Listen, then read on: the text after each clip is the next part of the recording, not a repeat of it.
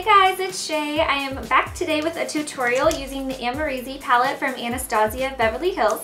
I got this a while ago in a haul that I did, and I said I would make a tutorial with it, and I lately was feeling kind of guilty, like I need to get on that. I said that a while ago, but the timing couldn't be more perfect because the colors in here are just so fall appropriate. They're just beautiful, like burnt oranges, warm browns, purple, green. So anyways, if you don't have your hands on this, just try to find colors that are similar and create a similar look. But I hope you guys like what I came up with, and let's just jump right in. So first we want to prime our eyes. I'm going in with MAC Pro Longwear Concealer to prime mine. And I'm just using this because I've had some kind of dark circles and veins lately, so I just wanted everything to be nice and concealed. But just get your eyes primed for the eyeshadow. And then this is the Amrezy palette. I don't know if I say that right, but that's what I call it. And we're going to go in with that shade called Caramel. It's like the perfect transition shade. I really wish they sold it separately. She's launching some new eyeshadows in November, I think, so I really hope that this is one of the single sold eyeshadows. But anyways, I'm just using this with an E40 from Sigma. It's just a big blending brush. So this is just, we want this in our crease, and then it's going to help everything else blend out really nice. And since this is a cat eye look, kind of flick out that transition shade just as you would with like a long cat eye winged liner. Next we're going in with Glisten. This is going to be our lid shade.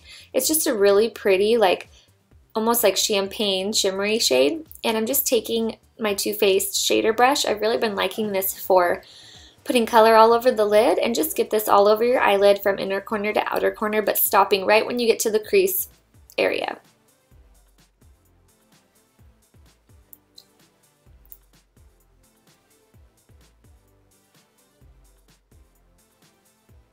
Next we're going to go in with Morocco.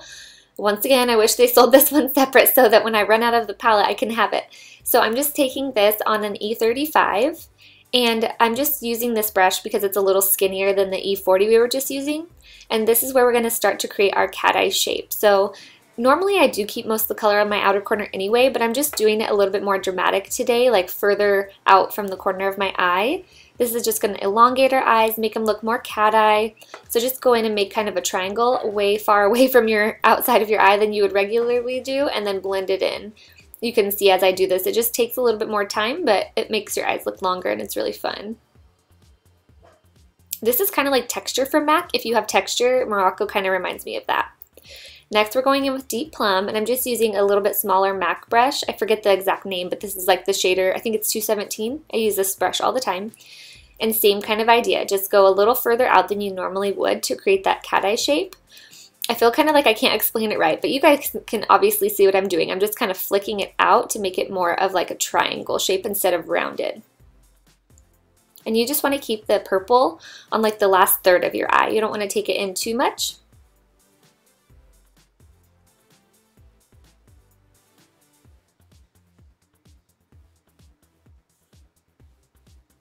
And if you don't have this color at home, you can use like a matte brown. It would be really pretty also if you want to keep it a little bit more neutral, but I just wanted to go in with that purple color.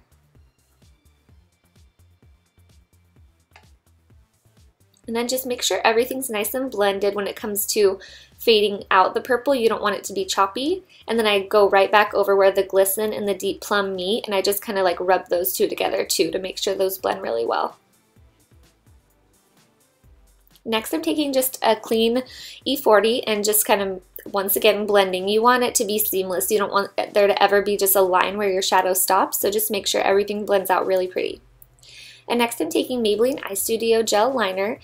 I love this because it's like $6 or $7 from the drugstore, and it's just the blackest black gel liner, and it's so cheap too. But same kind of a thing, you want to elongate your winged liner past where you would normally do it. Since this is a cat eye, we want it to be pretty long out there. So I'm taking an E65 from Sigma and doing this. And I just take my time, take your time. Don't worry if you get it kind of crazy. You can just go like I'm doing with a makeup wipe right underneath and make it way more pronounced of a cat eye.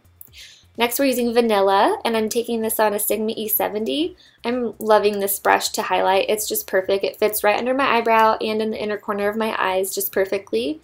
And Vanilla is not too stark white, so it's a really nice highlight shade. And sorry about my eyebrows, guys. The girl at the salon that does my eyebrows just went and got married. Congratulations, Liz. But anyway, she's gone, so my eyebrows are crazy. Okay, and now I'm taking Deep Plum with a MAC 212 brush, and I'm just lining the underneath of my eye, but don't take it all the way in the inner corner because we want it to be darkest on the outer corners since it is a cat eye look.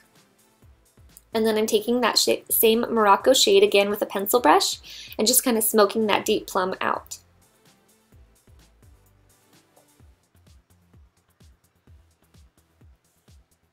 And make sure it connects to your winged liner too. You don't want there to be like a gap from the underneath lining to the top lining. You want it to meet at that corner.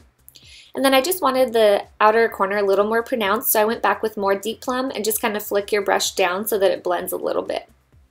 And then throw some mascara on, fake lashes, and then I went in and put foundation and eyebrows on too. And now I'm taking a MAC Sharon Osbourne. This is like a limited edition MSF, but any old bronzer will do. And I'm just taking this on a brush from Sephora. It's actually like a powder brush, I think, but I like this to bronze. And I'm just getting it kind of all over my cheeks, chin area, forehead, just to make all the outer edges of my face a little bit more tan. And then I'm going in with my NARS Ita brush just to give myself some cheekbones. I love doing this lately. I seriously can't get enough. I do this almost every day now. I like it. It makes you look like more put together, I think. I don't know. And voila! Ooh, Shaylee has cheekbones.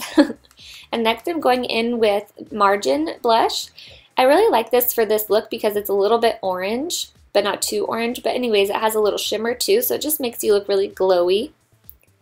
And now I'm taking that same highlight from the earlier MSF I was using and just placing that right over the margin. You don't really need a highlight with this blush, but I figured why not? I was going to work after this, so I did all the steps. And now I'm taking Darling Nude from the new Maybelline Matte Color Sensational lipsticks. I did a swatch video if you guys want to see them in more detail. I'll link it below.